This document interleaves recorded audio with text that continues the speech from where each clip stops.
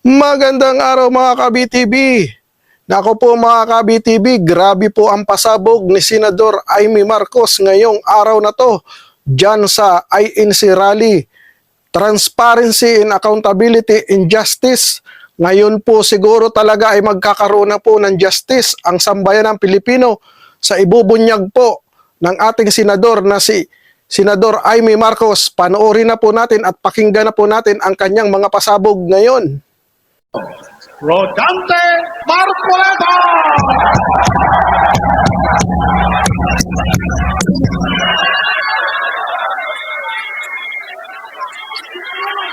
Magandang gabi, mga kapatid, mga kababayan. Ako po ang magpapakilala sa inyo sa susunod na magsasalita.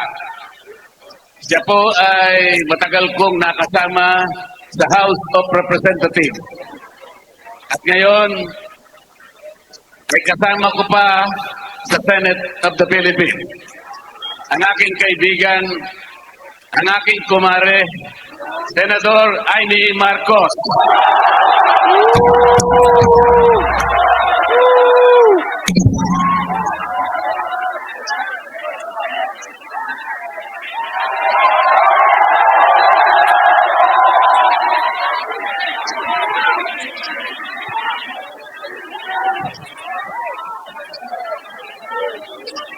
Magandang gabi po sa inyong lahat, mga mahal na kapatid. Ka-Israel, ka-Bien, ka-Earth, ka-Arnel, lahat ng ating minamahal na kapatid. Higit sa lahat ang classmate ko mula Congress hanggang Senado. Senador Manong Dante Marcoleta. Napakahirap po ang pumunta, tumayo at magsalita sa inyong harapan. Pero noon pa man, alam kong walang madali kapag ikaw ay Marcos. Nanginginig ako at ang aking boses, hindi dahil ako'y natatakot sa inyo, kundi dahil nalulungkot po ako. Ipagpaumanhin ninyo kung sa gitna ng pagsasalita ko, ako'y hihinto, hihinga dahil sa bigat ng aking kalooban. Pero hindi yan ang dapat kong ihingi ng paumanhin.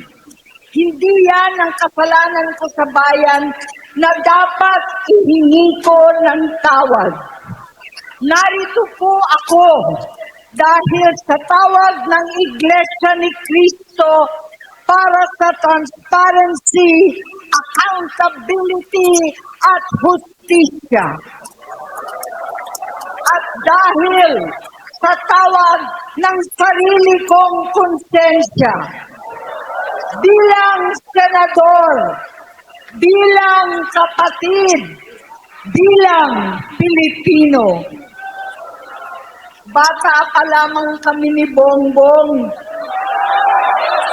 Alam na ng buong pamilya ang problema sa kanya.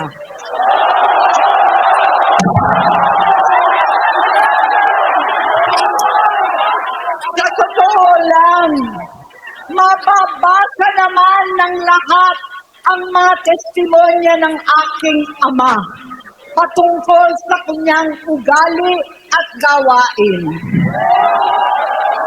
Noon, dahil may tatay pa kami, hindi ko pa siya responsibilidad. Noong tumatanda, ay mas naging nakakabahala.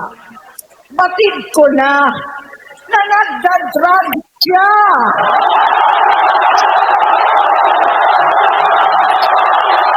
Ayan na po. Mga ka-BTV. Nalaman ko Binunyag na. at ng pamilya. Nalaman ng pamilya seryoso ito. Minsan, kami ng Presidential Guard at Metro Gompa ang naglilinis tuwing nagpa-party po sila.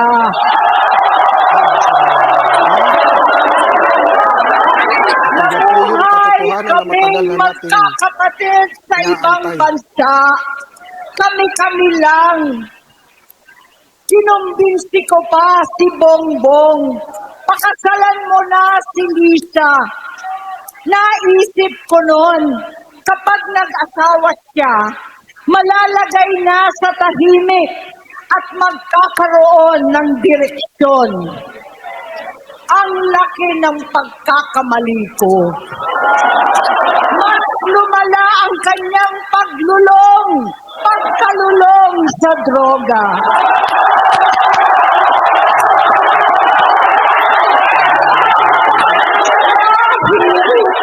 Parehas pala siyang mag-asawa.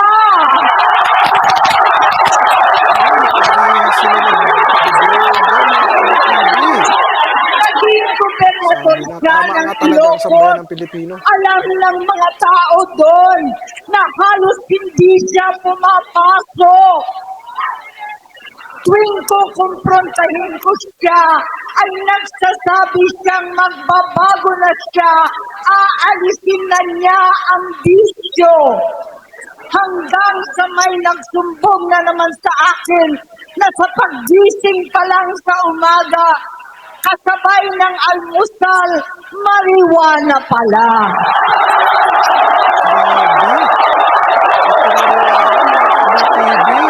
Hapon sila. Lahat sila nagiinuman at gumagamit ng cocaine. Kasama ng asawa at barkada. Tulad ng ama ko, pinastigo ko ang mga barkada niya. Ang nasirang si Bong Dasa, si Edby Cruz, Inigo, Tony Boy, Sat Anton, alam po ninyo yan. Paano nagre-resign na sa takot ang mga pulis nila at staff dahil sa lumalalang bisyo. Inayos ko sila dahil gusto niyang ituwid ang buhay niya. Gusto niyang mag-vice-presidente. Hindi siya pinalad at lalong nagkaroon ng oras para sa bisyo. Simula noon, naging malabo sa amin ang lahat. Kaysa mag-away, bigla na lamang lumayo ang loob namin sa isa't isa. Noong 2016, kasabay ng kampanya ni dating Pangulong Duterte laban sa droga, lumabas ang pangalan ni Bongbong sa listahan. Nakasama siya sa listahan ng mga celebrities, mga artista, Maricel Soriano at iba pa. Masinsinan kong kinausap si Pangulong Rodi. Halos manikluhod ako. Sinabi kong ayon sa kapulisan, dapat unahin, usigin ang mga pusher at saka na lamang sagipin ang mga user. Naligtas si Bongbong. Labis ang takot ko at pag-aalala. Kinausap ko siya at nagsabi siyang talagang siya ay nagbabago na. Muli at lagi, hindi ako nawalan ng pag-asa. Ako'y naniwala ulit. Mula noon na natatanggap ko na lang na balita tungkol sa kapatid ko ay regular na pagpapadoktor. Kaya kumalma naman ako. Inisip ko, totoo, dahil na-opera na ang tuhod niya sa gout. Siguro, totoo na ito. Hanggang nito, na lamang nalaman ko na tuloy ang paggamit niya sa mga party na garapalan naghakain ng droga. Pinagmamalaki pa ng mag-asawang kayang-kaya nila ang microdosing ng cocaine. Hati-hatiin daw para 4 na beses sa isang araw. Hindi mabibisto. Ang pampapadoktor, pinalabas nilang pag-stem cell. Nagpapalit daw ng dugo, nagpapa-blood transfusion. Kayang-kaya raw, hindi ko maintindihan ang pinagsasabi. Noong 2021, kahit papano, nagkikita kami at nagkakausap. Sumumpa siya sa akin, talagang hinintunan niya. Naniwala ako kasi sabi niya gusto niyang tumakbo. Ang sabi ko, tutulong ako sa abot ng aking makakaya. Ipinakilala ko si Bongbong kay Inday. Naging magkatandem sila. Pagkatapos noon ay biglang hindi na niya ako ulit kilala. Kahit si Inday, nagtataka, bigla ako na isapwera. Kahit ganon, nangampanya pa ako para sa kanya, kahit si Inday na lang ang aking nakakausap. Hindi ko alam bakit ako nakaban sa headquarters nila sa Mandaluyong. Hindi ko alam bakit walang nagre-report sa akin tungkol sa kampanya. Sa totoo lang, masakit mang aminin, nung dinidisqualify na siya, halos papaboran ko na sana dahil may nagsumbong sa akin mula sa kanyang campaign team na gumagamit na naman siya. Nung sinabihan ko, siya at mga taong nasa paligid niya, nagkaisa silang tuluyan akong alisin sa kampanya na ako naman ang bumuo. Sinabi nilang gusto ko na siya ay ma-disqualify para ako ang pumalit. Hindi totoo yun. Iniisip ko ang kalagayan ng aking kapatid at paano siya magsisilbi kung ganyan ang kalagayan niya. Oh, grabe. Pero pinaparating sa akin na hindi siya Ito na po lulong. yung katotohanan At na minsan matagal na na lamang natin tuwing nagpa-party. inaantay. Hindi ko maipaliwanag bakit gusto kong maniwala at hindi mawalan ng pag-asa. Noong nanalo siya, naging pinakamalayo na kami sa isa't isa. Maliban sa opisyal na tagpuan at kapag pumupunta yung nanay namin, hindi ako sumama sa loob ng 3 taon dyan sa Malacanang. Dahil lantara na doon ang inuman, ang paggamit nila ng cocaine at mga bawal na gamot. Grabe mga kabitibi. Hindi pa rin niya nakikita, naririnig. Kakaiba na siya magsalita. Uy, Hindi na parehas sila maintindihan nagdroga, mga kabitibi. kung ano-ano na ang sinasabi at wala na sa Tama nga talaga sarili. ang sambayan ng Pilipino. Nagtatago sa kabaitan niya ang pang-aabuso niya sa droga. At nagbunga na ito ng mga nakakapinsalang maling desisyon.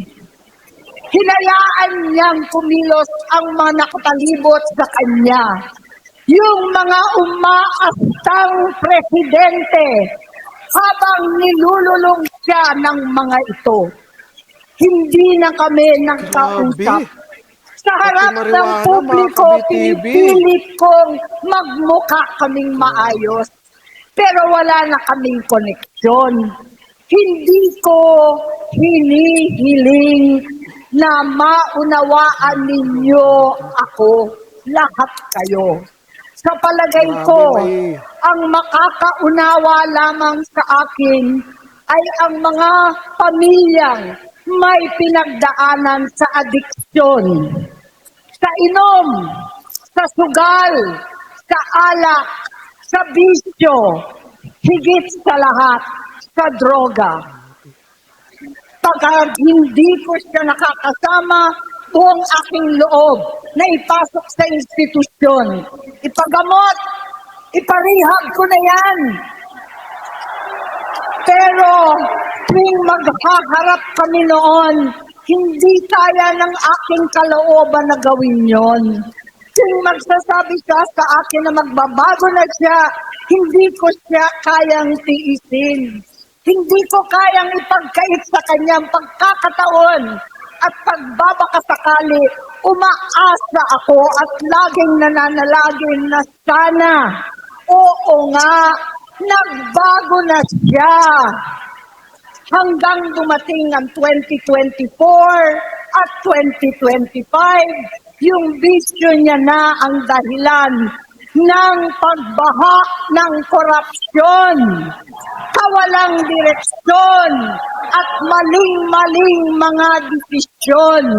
Walang accountability, wala ng hustisya. Hindi na niya alam ang nangyayari. Hindi na pinapaalam sa kanya ang mga pangyayari. Sinamantala ng mga ito ang paggamit niya ng droga. Kinangkam na nila ang kaban ng bayan habang ang mga dating tumatawag sa amin ng magnanakaw ay nakakita ng pagkakataon sirain ang lahat. Nagagamit na nila si Bongbong para sirain si Inday. Itinutulak pa nila si Bongbong at ang bayan sa bangin para umastang tagapagligtas. Mula sa pagtraidor at pagpapahamak kay VP Inday, sa confidential funds na kung tutuusin ng galing naman sa opisina ng Pangulo, hanggang sa pagpadukot sa dating Pangulong Duterte para itapo na lamang sa ibang bansa. Ang kabaitan ni Bongbong ay naging kalupitan. Garapalan ng pagtatakip sa kanya ng mga nasa Congress, sa Senado, mga miyembro ng kabinete. Kitang-kita na ng taong bayan, wala nang puwang ang kahihiyan. Para pang nauulit ang bangungot ng kasaysayan dinamas namin noon. 68 years old po ang tatay ko nung pinatalsik sa pwesto. 68 years old na rin si Bongbong ngayon. November 17 din, noong 2021, nung nakumbinsi ko si Inday na mag-vise kay Bongbong. November 18 po, bukas, ang ikatlong araw natin. 9 na taon na nakakaraan, saktong November 18 pa talaga, na pinalibing ni Pangulong Duterte ang tatay ko sa libingan ng mga bayani.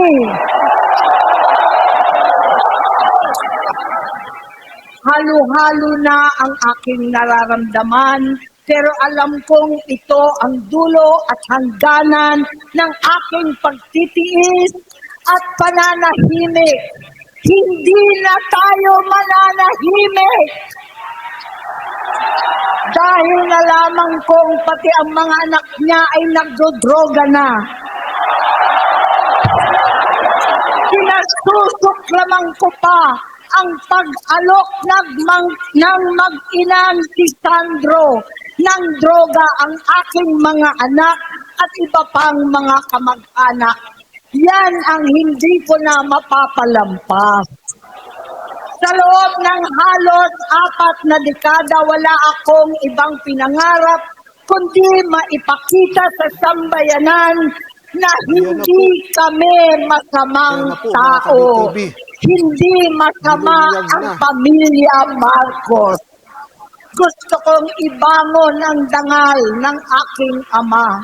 Sa pamamagitan na nagpagtatrabaho para sa bayan, sinikap kong maging mabuting gobernador, kinatawan, senador, Hindi ako halos nagpapahinga Oh, grabe. para makapag-iwan sana ng legasiya Ito na po yung na kapag katotohanan na matagal sinabing na nating Marcos, nabawi inaantay. na namin ang tingin sa nakaraan.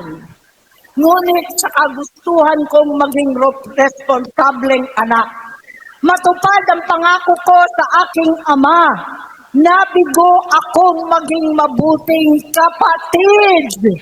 Naging mahina ako kay Bongbong sa kapulisan at sundalo sa lahat ng mga leader at tagapagpatupad ng batas. Siya ang Pangulo natin ngayon. Sinabi ko kung anong kalagayan niya ngayon. Tulungan niyo akong mapabuti ang kanyang kalagayan. Tulungan niyo akong matulungan siya.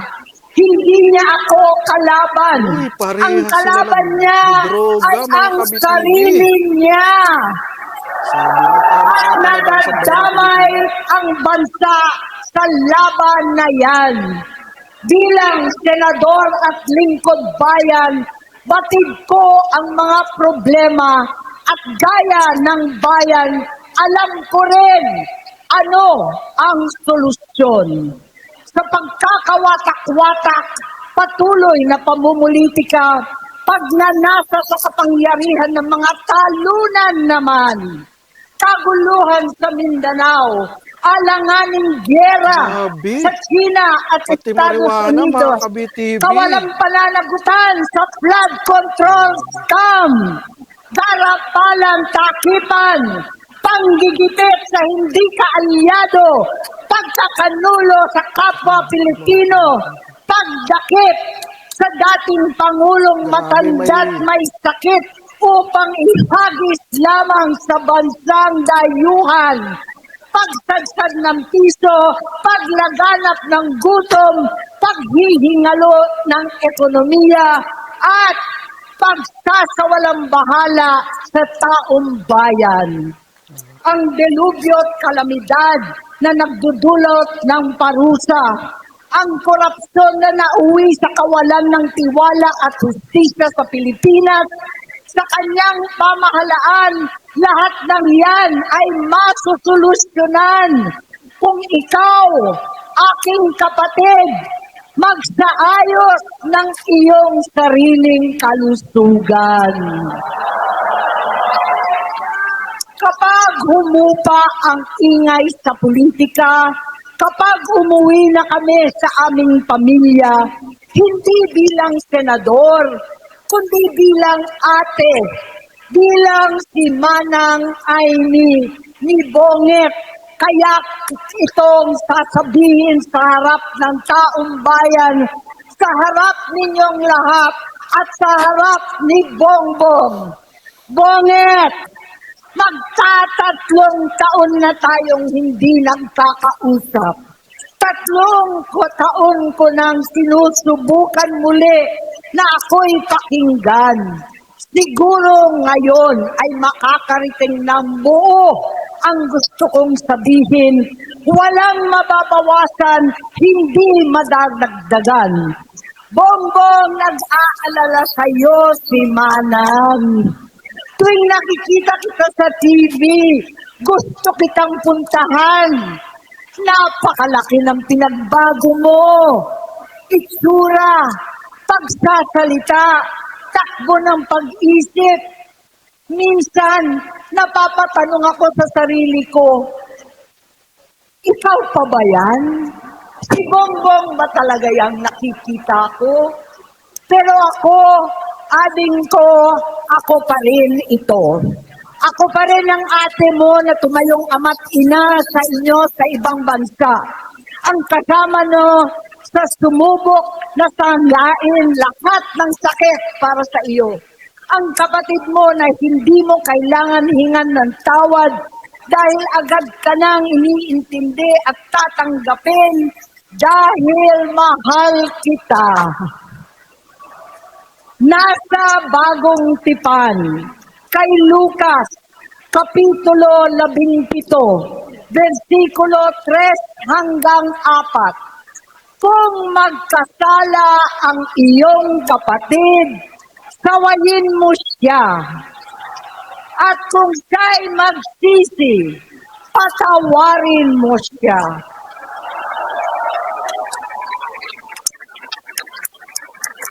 Tama na, ading ko. Tapusin mo na ang paghihirap mo at ng bayan. Gaya noong umalis tayo sa palasyo, kaya ko pa rin hawakan ang iyong kamay. Huwag kang matakot. Malaki na ang dulot sa iyo ng droga. Sinisisi ko ang sarili ko dahil hindi ako nakinig sa mga sumbong. Hindi ako nakialam. Hindi ako maniwala. Pero hindi pa huli ang lahat. Tama na, ading ko. Magpahinga na tayo. Umuwi na tayo. Magpagamot, magpagaling at nangangako ako. Hindi ako malilingat.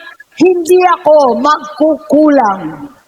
Lahat ng kasama mo ngayon, hindi natin kasama sa pinakamadilim na bahagi ng buhay natin. Kasama mo sila ngayon dahil nasa taas ka pa. Ako at ang ating mga tunay na kapatid dito sa Luneta ang kasama mo kahit magdilim ulit ang lahat. Talikuran mo ang iniisip at ibinubulong nilang ambisyon.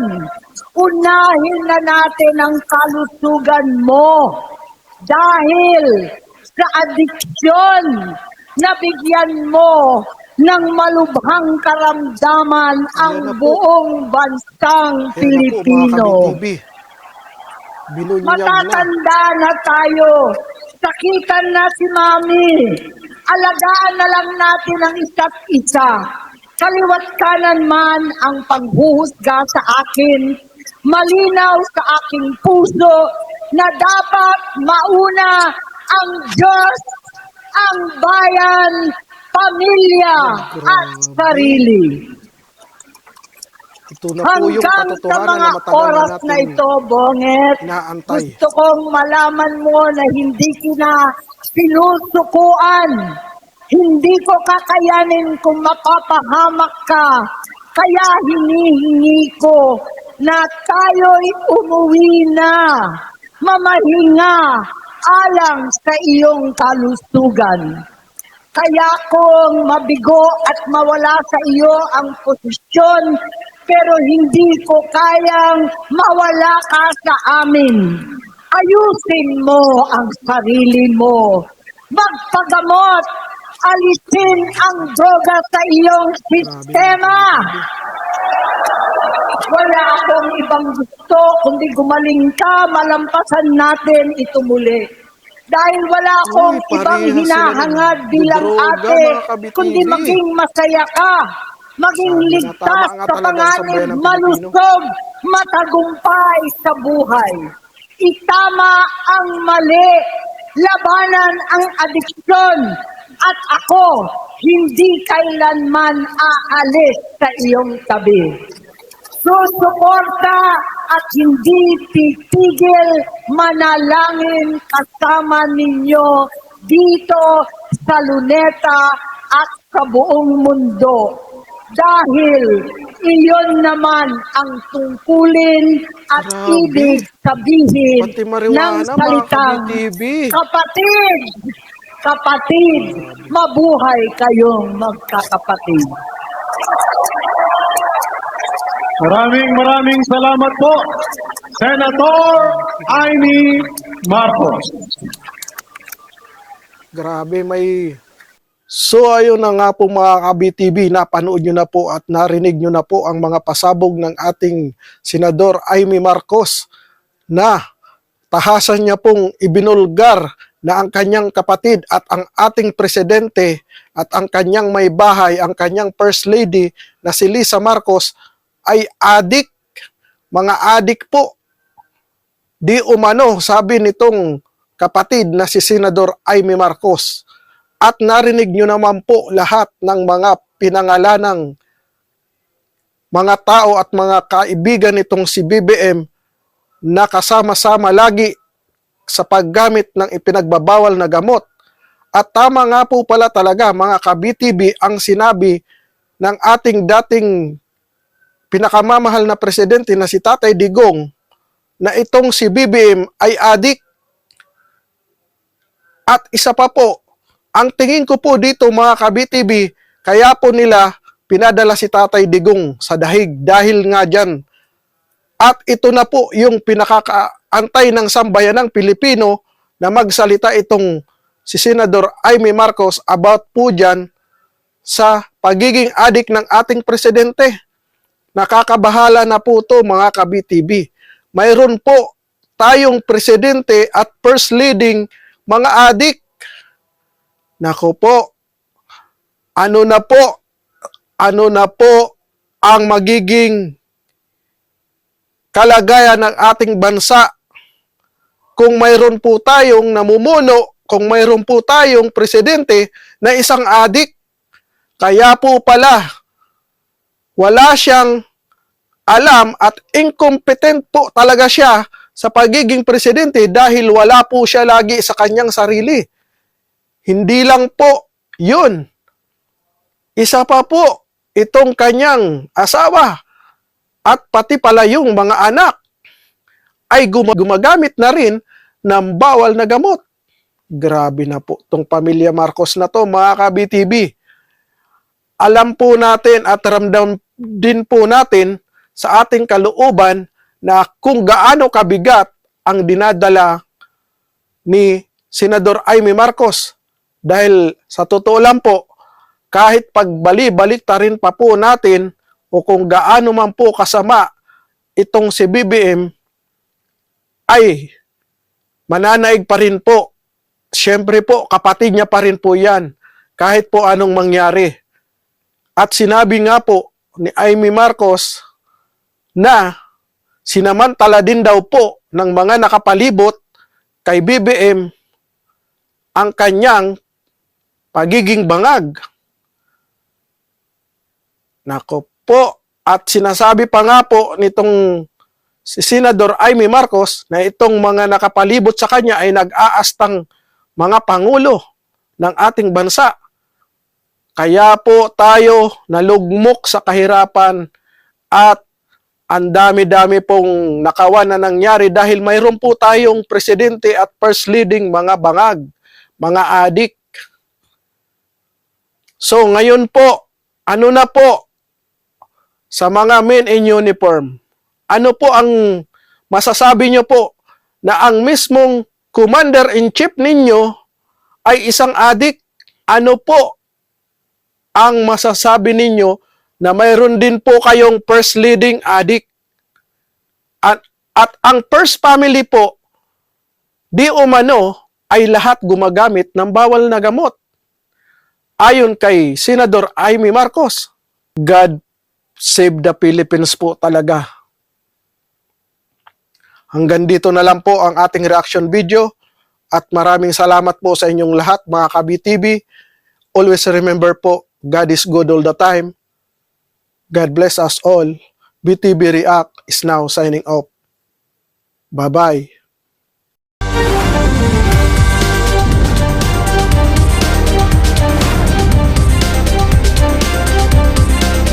Please subscribe to BTV Reacts channel and click the notification bell.